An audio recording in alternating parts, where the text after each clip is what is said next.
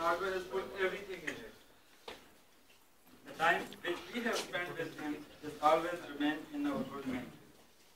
His absence will create a gap which cannot be filled easily.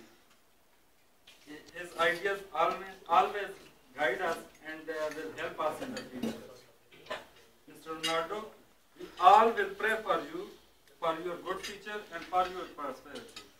At the end, I would like to call Mr. Ronaldo to share a few words with us.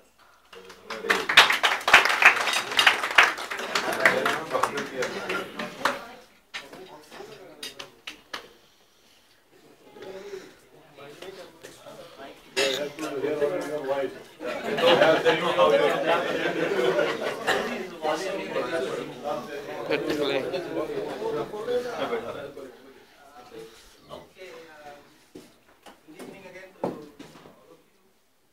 And first, thank you very much for all this.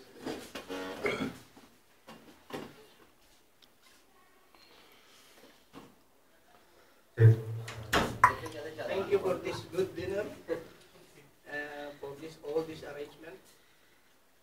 And one thing I just want to say is, see, I'm living.